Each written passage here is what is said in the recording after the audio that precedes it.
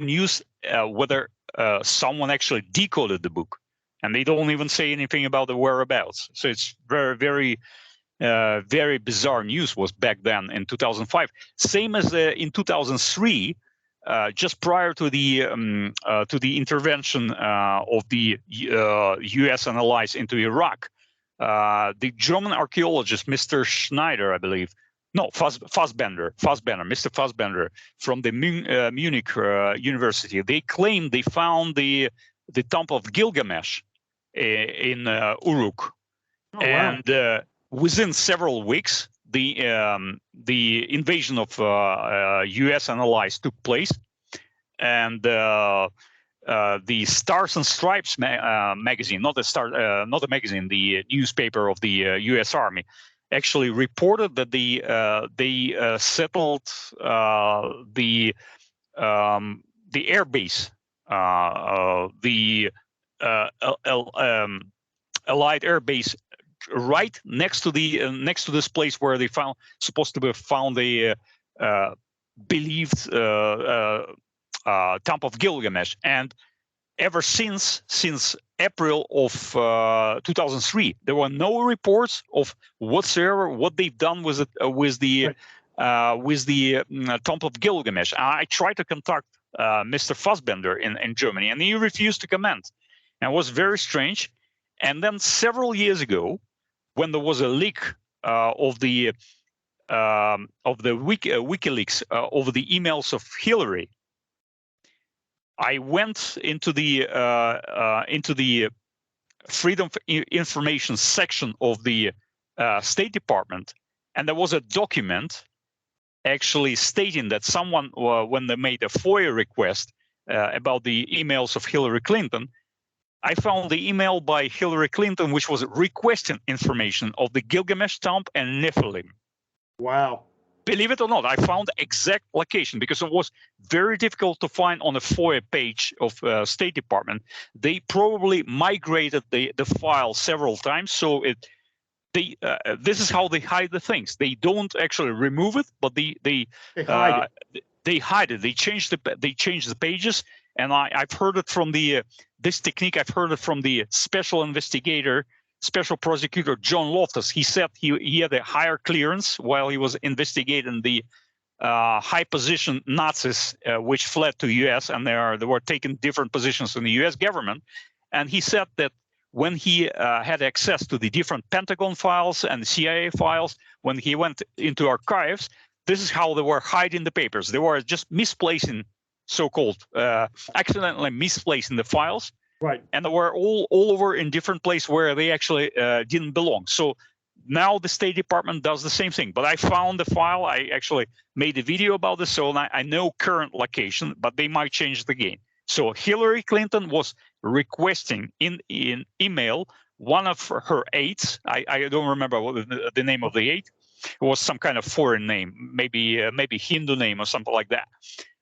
Please provide information pertaining the Tomb of Gilgamesh and the Nephilim. And the email is from 2015. 2015, when she was still the State Secretary of State. So very interesting, because I never ever saw any information in the public space about what happened to such an enormous archaeological find. Which actually proves the Epic of Gilgamesh and somehow indirectly proves the deluge story in the Bible, because they are both very similar. Right, of course, yeah. It's strange. It's strange how you can't find stuff after it happens online, and it seems to be removed. I remember, I think it was back in 2016 when Trump was running for president the first time. He was up on the stage at an airport. He had landed. He was still campaigning at the time, and some guy ran up on stage and tried to tackle him. The Secret Service got him and pinned him down, and the guy was taken away. And the story that came out immediately, and it disappeared. The story completely disappeared. You can't find it anywhere. I don't even think you can find the guy's name. I couldn't even find. I went searching for this a couple years ago. I couldn't even find any reference to this thing ever even happening. The guy ran up on stage. He was tackled by the Secret Service. He was arrested, and it leaked out that the guy, they didn't say, they didn't give any psychiatric information on the guy.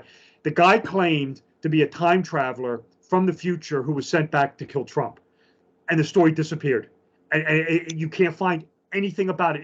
If I went looking for it about 3 years ago, I could find nothing. I could find nothing about the incident.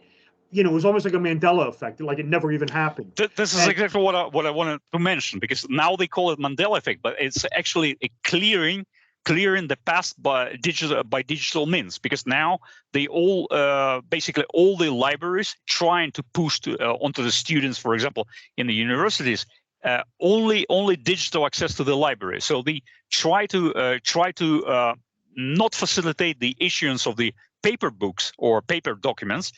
Instead of it, they selling or pushing the subscriptions only by digital means. So this way, it's very easy to remove any information, and within several years, we will have a situation like in George Orwell's 1984, where when the books from old times and the textbooks wouldn't be available, and they will be only available to special party members of INCSOC, like in the book.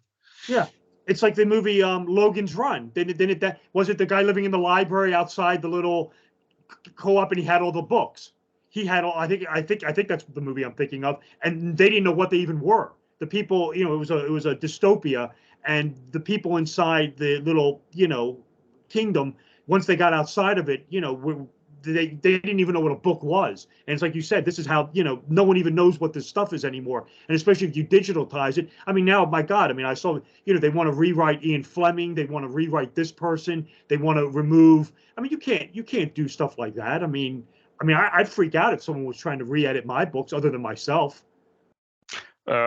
Basically, in Israel, they're already selling the rewritten book of Little Prince by Antoine de Saint-Exupéry. Where a little prince is actually a little princess.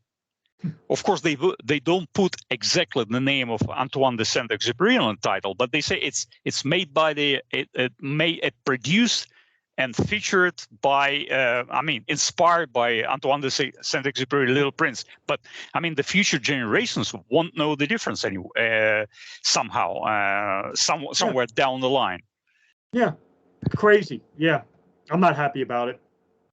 Yeah, but this thing, Mandela effects, I think it's actually many people were asking, what is your take on Mandela effect, apart of what we just talked about?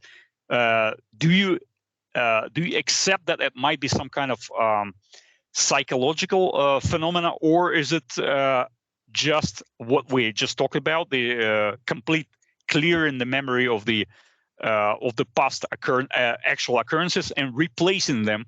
For example, one stark example. Okay, we are almost same age. I'm 1 year older than you, right? So 1984, 1985. I believe when Madonna was gaining popularity, everybody knew that the Madonna is the cynical pseudonym. So everybody knew a stage name, right? So now when you go to the Wikipedia, you see that her real name, Madonna Luisa Veronica Ciccone, or something like this. But when I grew up and when I was 14 or 13 years old, I've heard of multiple interviews. I've read it in the magazines that Madonna is a stage name, and actually her mother was called Madonna, but she was called something like Maria Luisa Veronica, or just Luisa Veronica Ciccone, but nothing like Madonna. Now it's everywhere. It states that the Madonna is actually her name. So I remember it the way you do. I thought it was just a stage name. I didn't think it was her real name. The one that floored me, and I remember. I've talked to a couple people who have had similar things with this. I remember in 2011 or 2012, there was an actor by the name of Ronnie Cox. And he was the villain in Total Recall. And if you ever see the Beverly Hills Cop movies, he was Lieutenant Bogum. Yeah. And yeah. I remember in 2011, 2012, I remember seeing on Twitter, he died. I remember seeing tweets from Arnold Schwarzenegger sending condolences, tweets from Eddie Murphy sending condolences. I remember watching on TV, on Entertainment Tonight, them talking about, him dying, and, he was a big Hollywood star. They showed clips from Beverly Hills Cop, Total Recall. It was about about 4 or 5 years ago, I was working on one of my books, and whenever I write about someone who's passed away, I usually put their birth and death dates in quotes right next to their name. So I hit something with Ronnie Cox. So I go online. I want to know what year he died. I'm thinking to myself, well, it was either 11, 12, maybe it was 13. And I go on, and sure enough, he's still alive. And I'm like, what? And I mean, I have specific recollections of this. I mean, specific recollections of seeing all this. And apparently I never saw it. I was talking to someone who had a similar experience. There's a radio show host, and he said he had memories of around 2014 of the cartoonist, Stan Lee, the guy who invented the Berenstain Bears. The Berenstain Bears, no, right? it wasn't the Berenstain Bears. It was the guy who invented Spider-Man. Spider-Man, you're right. He said, I had a memory of around 2014 of Stan Lee dying. And he said, and I remember this so much, he said, I did a radio show on Stan Lee's death. He said, sure enough, it's like 2019, 2020, and I'm reading online, Stan Lee just died. And he's like, wait a minute. He's like, I remember this happened like 6, 7 years ago. This was like 2014, 2015 when Stan Lee died. He called his producer on the phone and said, didn't we do a show in like 2015 when Stan Lee died? And, and the producer was like, yeah, I remember. They said, pull the show. I want to go listen to that show. And it was blank. It was gone. It was just static. The show didn't exist anymore. So I don't know, what's going on. The thing with I mean, there's Berenstain Bears. I mean, which one was it? Is it, what's the one? I can't remember what it is. It's a spelling. It's spelling of the name. Spelling of the name. Yeah, it's the spelling of the name. And there was the other one that was really freaky was, and I'd have to go look it up, but it was when Sally Field won the Oscar for Norma Ray. She got up on stage and said, "You like me, you really like me," and apparently she never said that. And if you go watch the movie The Mask with Jim Carrey, he impersonates that. And when you go watch it now, it's garbled. He says something that doesn't make any sense. And I remember him saying that when I saw the movie in the theater. But if you go watch all of it now, it's all altered and changed. Yeah, I mean, the technical part of this story is clear. It can be done. For example, I think we brought up one of the previous conversations the story on the set of the Wizard of Oz when you actually were watching the original from 1931, I believe, or 1932, right, up to the mid of 80s on the VHS cassettes. You saw behind of the trio walking on the yellow brick road. You saw something big, like a long-legged bird, and the people are saying this was the dwarf who hanged himself. And actually, I pulled one of the obituaries in LA, and it coincides with the death of the guy who actually was playing the Munchkin. So maybe this is not far-fetched that the guy actually hung himself on the set of the movie. It was a long time, many years, right in the picture, and everybody watched the guy who hanged himself and never paid attention. Now they say it's not the corpus. It's a long-legged bird. But what bird you can see on the movie set? I mean, you can see flamingo bird there. So probably it was so. But now if you pull the copies or DVD or Blu-rays, you don't see anything. Right. I mean, they digitally remove it. So technical possibilities with the current engineering marvels are possible. So you can basically erase, but we are talking about the stuff which, I mean, goes beyond. I mean, your friend clearly it's not the guy obviously who wouldn't remember when Nelson Mandela died, because we all know he died back in 2011 or 2012. Not in 1991, as the guys who launched the term Mandela effect say. No, he clearly didn't die there, because I was 2010 in Johannesburg and he was speaking in front of a crowd and I was passing by. So I know he was alive.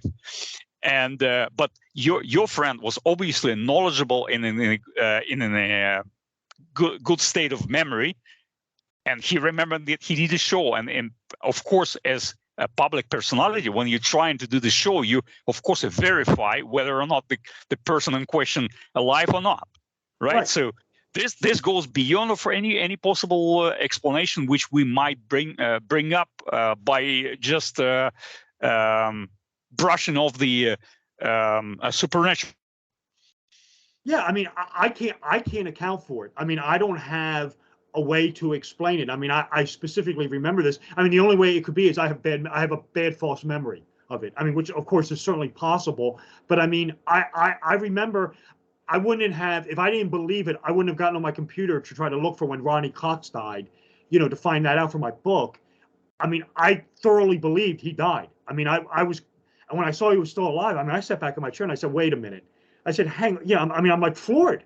I specifically remember seeing news reports on Twitter, this, that, and the other, that he had died. So apparently it never happened, but I have memories of it. So, is it some sort of like alternate reality bleeding through, some sort of quantum mechanics explanation? I mean, or is it just me having some sort of bad memory that I have? I don't know. I don't have, but I mean, I don't think you have a bad memory, because you obviously have an excellent memory. So am I.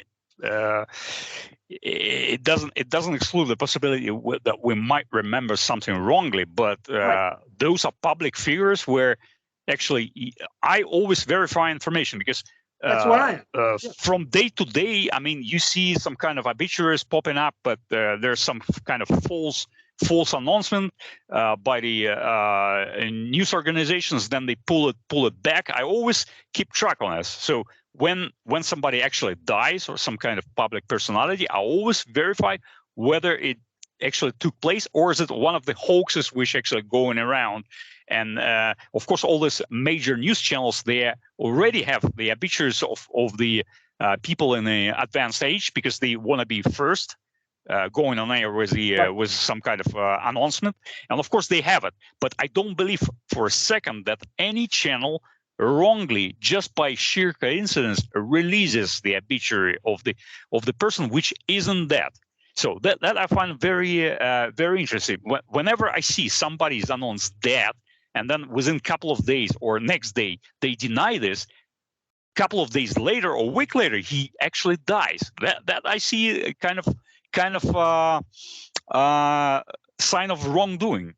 That the person is actually scheduled to die. Yeah, it's definitely strange. And like I said, I mean, I've experienced Mandela effects. So I mean, I don't know. I can't sit here and tell you what it is. But when it happens to you, it's definitely eye-opening. And especially when you have specific memories of something, you find out it was false. It makes you sit up in your chair. At least it did for me. And like I said, the thing with Ronnie Cox, I mean, I specifically remember all this stuff, but it never happened. So I can't account for it. Who knows? Since Robert, you mentioned Ronnie Cox, pay attention to Mr. Cox, the famous famous Scottish actor. What's his first name? Now somehow escapes me. Cox. Not David Cox. Jesus, I forgot his name. He was playing in Red 2 with Bruce Willis. I'd have to go look it up. I will just Cox, the Red. He used to play Goering in the Brian Cox. Brian Cox, exactly. Brian Cox. You know what? You know what means? He played Herman Goering. He played Melvin Belli in Zodiac. Exactly. Yeah. Okay. You know what means Cox in Welsh? What? Red. So one of his first movies where he played just an episodic role was called a Red Cops. The red cappies of the uniform of the British military police. So that was the first movie, right? Then his following movies were always involving whether he was clad in red, so his dress or uniform, or he played in the movies which were involving the people clad in red. For example, in King Lear, he was playing I believe the Duke of Burgundy, and Burgundy is a red. Of course, Burgundy, like a wine, is a red color. Right. And then he played in a series of movies which was just outright called Red. When his dog was killed, when the Red number 2, and so I believe there's three or four other movies. So the guy was a surname Red, was typecasted in the movies involving red color. That's And weird. then when you see his appearances for the past, I don't know, 10, 15 years, the guy is probably 76 or 78 years old. He's now dressing up in red tight leggings. It's just bizarre. So he kind of comes up on the camera and says, "This is not what I'm typically wearing, but I got to try this. Why? I mean, you're not 20-year-old guy." So he wears red. He's either with a red jacket and red leggings, or very tight pants, which are not corresponding his weight and age. So the guy was typecasted to play in the movies involving red color. So, and his name is Red. So Koch in Welsh is red. So this is very, very peculiar, because this all different directors, even different countries, from UK to Hollywood, but they all knew about red. I mean, not everybody, even you don't know that red. The Koch means Koch. Cox, because it's double kind of spelling, that it means red. So how did the actually, and why railroad him to this kind of representation of red? This kind of bizarre to me, but it's clear his career, his movie career, successful movie career. He's a great actor, there's no saying about that. But why they picked up a young guy who played this episodic role in this military police movie about red caps? Why they typecasted him in signifying anything connected to red? This is to me a big and weird. Just look into it. Look at it in his filmography. So he's whether playing characters which wearing red, or like in King Lear, it's Duke of Burgundy, which is also red, or some kind of shade of red, or outright the red 2, red 1, red 3.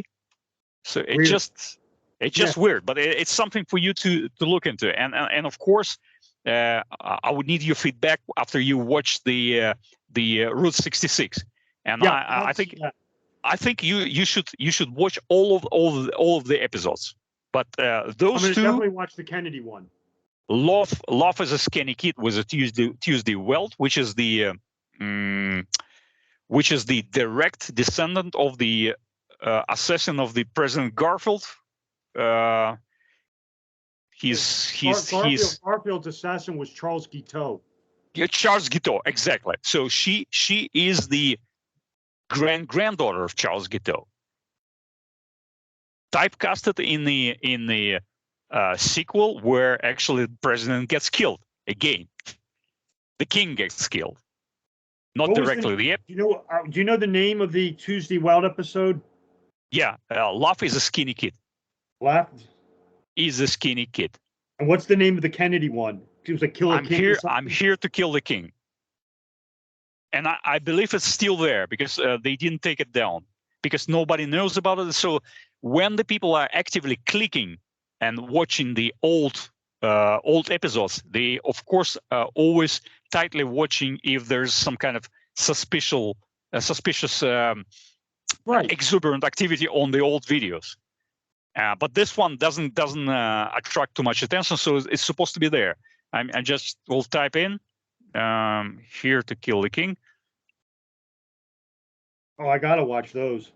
Yeah. In any case, you when you find it, you download it, because it might not be there, because I already made a couple of videos about this several years ago. It's still there.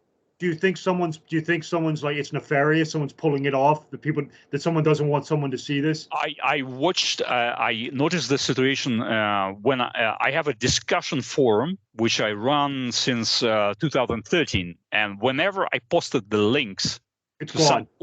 It's gone. When people are clicking the links, which were safely posted on YouTube or other websites for years, but when the people are actively clicking some old stuff, which probably calls attention and probably reeks of the conspiracy, it's gone within minutes. Right. So I've noticed that too. I found stuff that I've tried to go back and look for, and it's gone. And it's gone. Yeah, now I see, for example, the materials I used in my book, which I was writing in 2018, they were freely available. Lots of stuff on Trump, about his recent past, it was there. So I didn't even download because I thought it's going to be there forever. But now, when I was preparing my new book, it's all gone. Yeah. So I'm here to see the king, to kill the king, Route 66. I didn't find it now. Hold on a second. Yeah, it's still there. Is it on YouTube? It's on YouTube, and there are 1, 2, 3, 4, 5, at least 5. Okay. There's one. Yeah, in any case, before watching, you better download it and watch this one, and probably complete episode. Complete episode will. Complete list of episodes would be necessary to watch because they all kind of interconnected. It's not only one, let's say, umbrella sequel, Route 66, but they all somehow cross-referencing each other. I'll take a look. I wrote it down. I'm old-fashioned here, so I'll definitely in the next couple of days. I definitely want to watch the one with. I'm pretty much sure you find more than I did in those movies because you have a better trained eye on this. I can't wait to watch it. I'll definitely check them out, and especially if the one with the Kennedy was supposed to air the day he was killed. That's uncanny. Yeah, I mean that's really Kill Kenny. Kill Kenny is just mind blowing. Okay, great. So I think we should probably schedule soon some other conversation because you will definitely find something on those episodes. Yeah. We've been going now for over an hour, so we'll call this one, and I'll talk to you. I'll send you another email like in a month or two. Let me watch some of this stuff, and we'll schedule something over the summer again. Okay, great, Robert. Okay, thank you very much, and have a good day of watching all these episodes. I will. Thank you, Vadim, for having me on, and just shoot me the link when you put this up. I'll keep an eye out. Also, I keep an eye on your YouTube channel, so I'm sure I'll see it eventually. Okay, you will. Okay, thanks. See you soon. See you. We'll talk. Okay. Cheers.